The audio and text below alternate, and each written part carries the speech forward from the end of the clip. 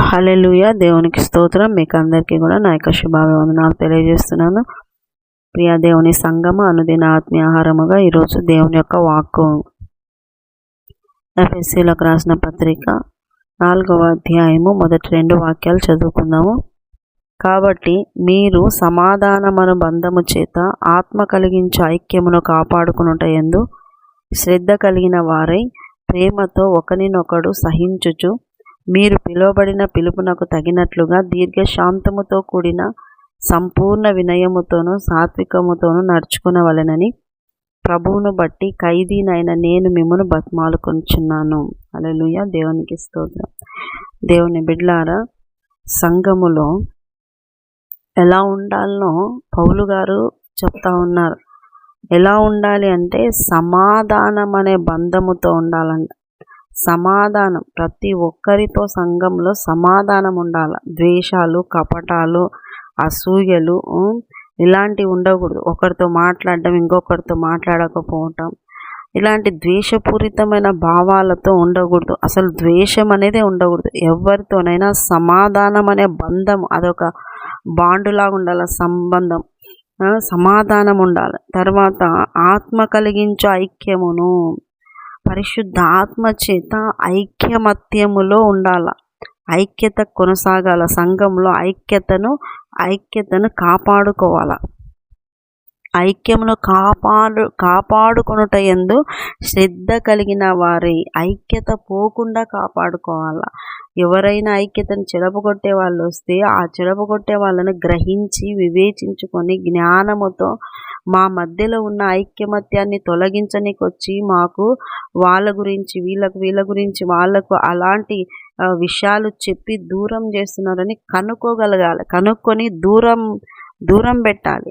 ఐక్యతను కాపాడుకోవాలి. సంఘాల్లో ఐక్యత లేకపోతే దేవుని కార్యాలు జరగవు. సంఘాల్లో ఐక్యత లేకపోతే మీరు ఆశీర్వదించబడరు. సంఘంలో ఐక్యత లేకపోతే సాతానుగాడు ప్రవేశిస్తాడు. జీవితాలను అందరినీ కూడా స్పాయిల్ చేసే పరిస్థితి వస్తుంది. కనుక సాతానుగాడు ఎంటర్ కాకుండా ఐక్యతను మీరు కాపాడుకోవాలి. అదేవిధంగా సంఘంలోనే కాదు ప్రియ దేవుని బిడ్డలారా, కుటుంబాల్లో కూడా సమాధానం ఉండాలి. ఆత్మ కలిగించే ఐక్యత ఉండాలి. ఐక్యతను కాపాడుకోవాలి. కుటుంబాల్లో కూడా ఐక్యతలు లేకుండా పోతూ ఉన్నాయి. తర్వాత ప్రేమతో ఒకరినొకడు సహించుచు. ప్రేమ ఉన్నప్పుడు సహించే మనసు వస్తుంది. ఒక వ్యక్తి పైన ఒక కుటుంబంలోనే అనుకున్నప్పుడు, ఒక కుటుంబంలో భార్య భర్తను ప్రేమించింది అంటే, భర్త భార్యను ప్రేమించినాడు అంటే సహించుకుంటారు. కొన్ని మనకు ఇష్టం లేని క్రియలు, కొన్ని ఇష్టం లేని ఆశలు వాళ్ళకు ఉన్నప్పుడు, ఆలోచనలు ఉన్నప్పుడు కూడా వాటిని సహించుకుంటారు. ఇబ్బంది కలిగించినప్పటికీ కూడా వాళ్ళ కోసమని సహించుకుంటారు, భరించుకుంటారు. అలాంటి సహనము ఒకరి పట్ల ఒకరికి ప్రేమతో కలగాలని చెప్తున్నారు పౌలు గారు. పిలువబడి ఉన్నారు కాబట్టి మీరు దేవుని పిలుపుకు తగినట్లుగా పరిచారకులుగా ఉన్నారేమో, విశ్వాసులుగా ఉన్నారేమో, సేవకులుగా ఉన్నారేమో, రకరకాలటువంటి రీతిలో దేవుని చేత పిలువబడిన వాళ్ళుగా మీరు ఎలా ఉండాలి అంటే ఇవన్నింటి విషయంలో దీర్ఘశాంతముతో కూడిన సంపూర్ణ వినయముతోనూ సాత్వికముతోనూ నడుచుకోవాలి. వినయం ఉండాలి, దీర్ఘశాంతం ఉండాలి, సాత్వికం ఉండాలి. ఉన్నాయా ఈ లక్షణాలు? దీర్ఘశాంతుడైన దేవుని కలిగిన నువ్వు దీర్ఘశాంతముతో నీ పరిస్థితులలో నువ్వు నిలబడాలి. దీర్ఘశాంతమును కలిగి, వినయము కలిగి, సంపూర్ణ వినయం, మళ్ళీ అసంపూర్ణం కాదు, పరిపూర్ణమైన సంపూర్ణమైన వినయము, సాత్వికం కలిగి నడుచుకోవాలి. ఇక పౌలు ఈ విషయాలన్నింటిని బట్టించి బతిమాలుకుంటున్నాడంట. సంఘాల్లో వీటన్నింటినీ అమలు పరుచుకోవాలి. సంఘములో నీవే ఒక విశ్వాసిగా ఇవన్నీ నేర్చుకోవాలి. సమాధానము, ఐక్యత, ప్రేమ, సహనము, దీర్ఘశాంతము, వినయము, సాత్వికము ఉండాలి. ఒకరంటే ఒకరికి ప్రేమ కలిగి, ఒకరు చెప్పేది ఒకరు విని కొన్ని విషయాల్లో భరించుకునే సామర్థ్యం, ఓడ్చుకునే సామర్థ్యం ఉండాలి.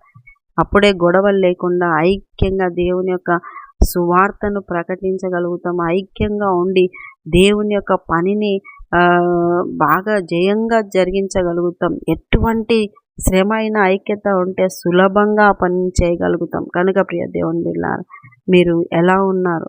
సంఘంలో ఎలా ఉన్నారు? గిల్లాలు పెట్టేటోళ్ళలాగా ఉన్నారా? కొట్లాడేటోళ్ళలాగా ఉన్నారా? కలిసిపోకుండా దూరాన ఏదో అంటనట్టుగా ఉన్నారా? మనల్ని పిలవలేదులే అన్నట్టు ఉంటారా? సంఘంలో పిలిచాలంటే కొంతమందిని అయితే ప్రత్యేకంగా పిలిస్తే వాళ్ళకి ఎక్కలేనంత ఆనందం. పిలవలేదు అంటే వాళ్ళకి ఏదో మమ్మల్ని పిలవలేదని ఇంకా పొద్దస్తమానం బంధువుల లెక్కనే చూడాలి, చుట్టాల లెక్కనే చూడాలి. ఎప్పుడు వచ్చినా రండి, కూర్చోండి, పోండి, తాగండి, ఇలాంటివే ఉండాలి. ఎప్పుడు కూడా మర్యాదలు ఉంటే అప్పుడు ఆ సంఘంలో వాళ్ళు ఉంటారు. లేదంటే మాకు అక్కడ పిలుపులు లేవని వెళ్ళిపోతూ ఉంటారు. చూడండి, ఎప్పుడు మీకు మర్యాదలు చేసుకుంటూ ఉండడానికి కాదు సేవకుడు ఉండేది. ఎప్పుడు కూడా మర్యాదలు చేసుకుంటా మిమ్మల్ని కూర్చోబెట్టి మిమ్మల్ని కొట్టి ఇవన్నీ చేయడానికి కాదు సేవకుడు. వాక్యమును ఉపదేశించే వాక్యము, హెచ్చరించే వాక్యం, గద్దించే వాక్యం మీకు బోధించి చక్కపరిచి మిమ్మల్ని సంపూర్ణులుగా చేసి దేవుని ఎదుట నిలబెట్టాలని వాళ్ళ యొక్క తాపత్రయం. మీలో ఏ తప్పు ఉండకూడదు, మీలో దేవుడికి ఇష్టంగా ఏది ఉండకూడదని వాళ్ళ ఆశ అలా ఉండాలా. మీరు ఆ ఆశకు తగినట్లు బ్రతకాల, లోబడాల. అట్లా లేకుండా సేవకులకే మరి చాలా బాధాకరంగా అడ్డంగా ఉండడము, లోపడకుండా ఉండడం చేయడం వల్ల మీకే అది నష్టమవుతుంది. కనుక ప్రియ దేవుని బిడ్డలారా, సంఘాల్లో చాలామంది మర్యాదలు పిలుపులు ఇవ్వాలా, అట్లా ఉంటారు. అలా కాకుండా నేను ఒక విశ్వాసిగా ఈ సంఘంలో నేను ఏం చేస్తున్నాను, నేను ఏం సహకరించగలుగుతున్నాను, నేను ఏ పరిచర్యలో నేను ఉన్నాను, ఆ పరిచర్యలో నమ్మకంగా ఉండాలి, ఆ పరిచర్యలో నేను దీవెనకరంగా ఉండాలి, ఆ పరిచర్యలో మరి సేవకులు చూసి నన్ను దీవించాలి అనే మనసుతో, మంచి మనసుతో, ప్రేమ మనసుతో నువ్వు చేసినట్లయితే గొప్ప దీవెన పొందుకుంటావు.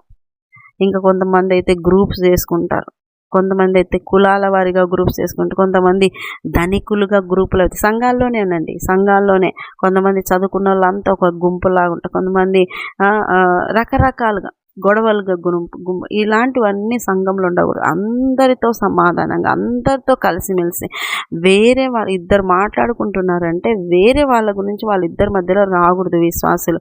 ఎందుకంటే ఆ ఇద్దరే మాట్లాడుకోవాలి, వాళ్ళ విషయాలే మాట్లాడుకోవాలి. నీ పరిస్థితి ఎలా ఉంది, నా పరిస్థితి, ఇదిగో ఇద్దరు కలిసి మోకాలు వేసి ప్రార్థన చేసుకుందాం ఒక 5 నిమిషాలు. వ్యవహారాలు ఎంత చేసినా అవి మీకు నిష్ప్రయోజనం అండి, సమయం వృధా. అదేగాన నీ పరిస్థితులు ఒకరొకరు చెప్పుకొని మోకాలేసి చేయబట్టుకొని కన్నీటి ప్రార్థన చేస్తే అదే మందిరంలో మీరు గొప్ప సాక్షులుగా ఉంటారు. దేవుడు గొప్పగా మీ యొక్క మొర ఆలకించి కార్యాలు చేస్తాడు. ప్రియ దేవుని బిడ్డలారా, సంఘాల్లో సమాధానంగా, ఐక్యంగా, ప్రేమ, సహనము, సాత్వికము, భయము, తర్వాత వినయము, ఇవన్నీ ఉండి నడుచుకోవాలి. అప్పుడు సంఘము వృద్ధి పొందుతుంది. అప్పుడు యేసయ్య సంతోషపడతాడు. కనుక ప్రియ దేవుని బిడ్డలారా, పౌలు గారు బతిమాలుకుంటున్నారంట, ఇట్లా చేయండి, ఇట్లా ఉండండి అని బతిమాలుకొంచున్నాను మేము మిమ్మల్ని అని ఎఫెసీ సంఘానికి రాసిన. ఈరోజున ఆ మాటలు మీకు కూడా బతిమాలుకుంటున్నాడు యేసయ్య, మీరు ఇలా ఉండండి. సంఘంలో సేవకులు బతిమాలుకుంటున్నారు, వాక్యం చెప్పి బతిమాలుకుంటున్నారు, ఇలా ఉండండి, ఇలా ఉంటే సంఘం వృద్ధి పొందుతుంది. కొత్తగా వచ్చిన వాళ్ళకు ఒక మాదిరికరమైన బ్రతుకు, కొత్తగా ఎంటర్ అయ్యే వాళ్ళు అయ్యో ఈ సహవాసం ఎంత బలమైనది, ఈ సహవాసం ఎంత సంతోషంగా ఉన్నారు, ఈ సహవాసంలో ఎలాంటి దిగులు లేవు, ఈ సహవాసాన్ని చూస్తేనే సంతోషం వేస్తుంది, ఈ క్రమాన్ని చూస్తేనే సంతోషం వేస్తుందని అనిపించాలి. అలాంటిది లేకుండా అయిపోతూ ఉంది సంఘాల్లో. కనుక జాగ్రత్త ప్రియ దేవుని బిడ్డలారా, నువ్వు వెళ్ళే సంఘము, నువ్వు ఉండే సంఘంలో నువ్వు ఇలాంటి లక్షణాలు కలిగి ఉంటే ఆ సంఘం దీవించబడుతుంది, నీ వల్ల దీవించబడుతుంది. అలాగ అందరూ అటువంటి లక్షణాలతో ఉంటే ఆ సంఘము దేవుడు వచ్చి అక్కడ ఉండేటువంటి సంఘంగా ఆయన సింహాసనం ఉండే సంఘంగా మార్చబడుతుంది. కనుక మీరందరూ కూడా అట్టి రీతిలో దేవుణ్ణి ఆహ్వానించేవారుగా మార్చబడుదురుగాక. అట్టి కృప మీకు అందరికీ కలుగునుగాక. ఆమె చిన్న ప్రార్థన చేసుకునేసరికి వందన. విన్న వాళ్ళని దీవించండి, ఆశ్రయించండి, ఆరోగ్యాలు దయచండి, క్షేమం దయచండి. నీ కృపావాత్సల్యం కుమ్మరించండి యేసయ్య. విన్నవాళ్ళు సంఘాల్లో ఐక్యతతోనూ ప్రేమతోనూ సహించే మనసుతోనూ భయముతోనూ భక్తితోనూ నైనా వినయ విధేయతలతోనూ సాత్వికంతో నడుచుకుంటూ నీకు సంతోషంగాను నీకు మంచి సాక్ష్యము నీ కొరకు బ్రతికే బిడ్డలుగాను నిలబెట్టమని నైనా దీవించి ఆశించమని యేసు పరిశుద్ధ నామములో అడుగుతున్నాం మా తండ్రి. ఆమేన్. యేసు రక్తమే జయం, సిలువ రక్తమే జయం. ప్రభు యేసు నామానికి సంపూర్ణ విజయం కలుగును గాక. Amen, amen, amen. Good morning. Praise lord. దేవుడు మళ్ళీ దీవించును గాక. ఆమేన్.